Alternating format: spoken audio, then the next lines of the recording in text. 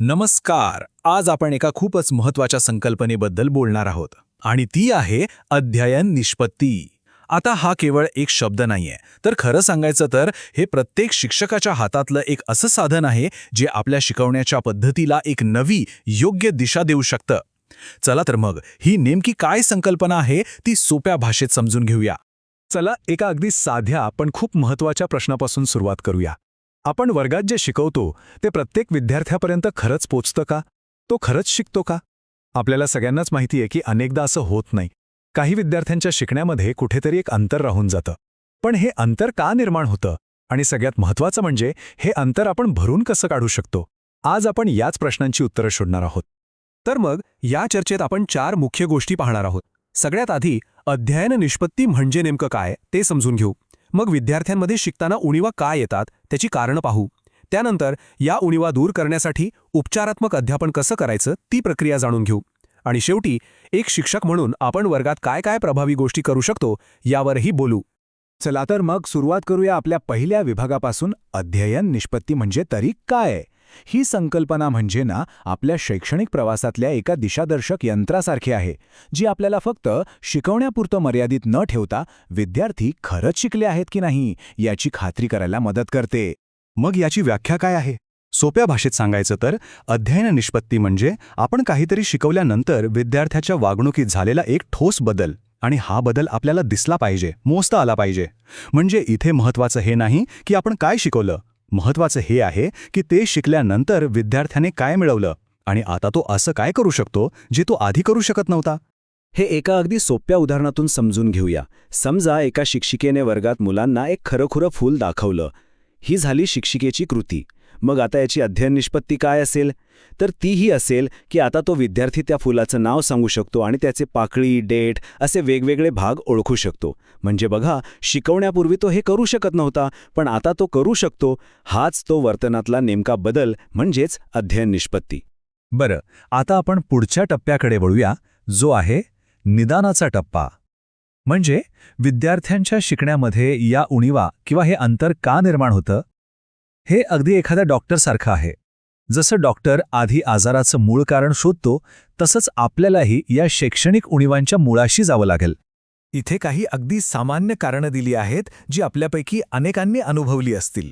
कधीकधी विद्यार्थ्याचं लक्षच लागत नाही, किंवा कधीकधी त्याला वाटतं की आपलं उत्तर चुकलं तर ती एक भीती असते. अनेकदा असंही होतं की आधीच्या इयत्तेतलं काहीतरी कच्चं राहिलेलं असतं आणि मग पुढचं शिकणं अवघड होऊन बसतं. ही कारणं ओळखणं हाच उपाययोजनेचा पहिला आणि सर्वात महत्त्वाचा टप्पा आहे. या सगळ्या कारणांमध्ये एक असं कारण आहे जो खूप मोठा अडथळा ठरू शकतो.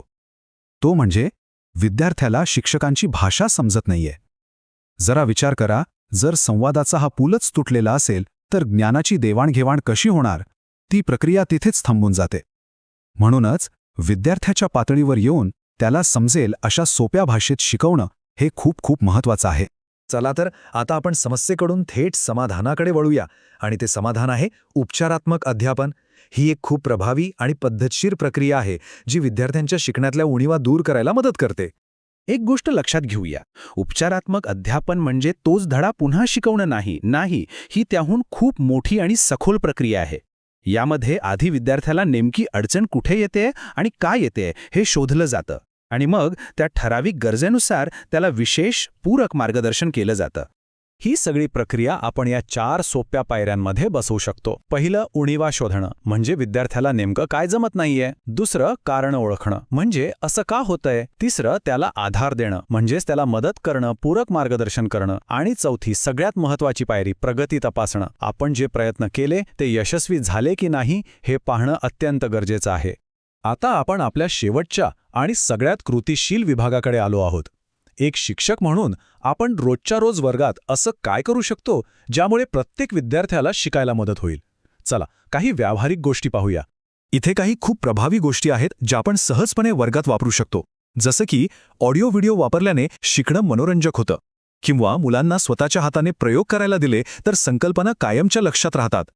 आणि सगळ्यात महत्त्वाचं, प्रत्येक विद्यार्थ्याला थोडंसं जरी वैयक्तिक लक्ष मिळालं ना तरी त्याचा आत्मविश्वास खूप वाढतो. या अगदी छोट्या वाटणाऱ्या गोष्टी खरंच खूप मोठा बदल घडून आणू शकतात. आणि हे नेहमी लक्षात ठेवायला हवं की ज्या विद्यार्थ्यांना गरज आहे त्यांना मदत करणं ही केवळ एक चांगली गोष्ट नाही आहे, तर शिक्षण हक्क कायदा 2009 नुसार ते आपलं कर्तव्य आहे. हे एक वाक्य आपल्याला आपल्या व्यावसायिक जबाबदारीची नेहमी आठवण करून देतं. आणि या सगळ्या प्रयत्नांमागे आपलं अंतिम ध्येय काय आहे? ते एकच आहे. प्रगत शैक्षणिक महाराष्ट्र कार्यक्रमात म्हटल्याप्रमाणे आपला वर्ग अप्रगत विद्यार्थीविहीन बनवणे, म्हणजे असा वर्ग जिथे एकही विद्यार्थी शिकण्यामध्ये मागे राहणार नाही. हे ध्येय कदाचित मोठं वाटेल, पण ते नक्कीच प्रेरणादायी आणि आपण सगळ्यांनी मिळून साध्य करण्याजोगं आहे.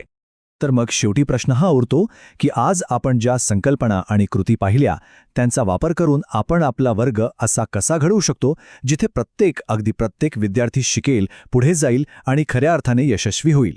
यावर आपण सगळ्यांनी मिळून नक्की विचार करूया.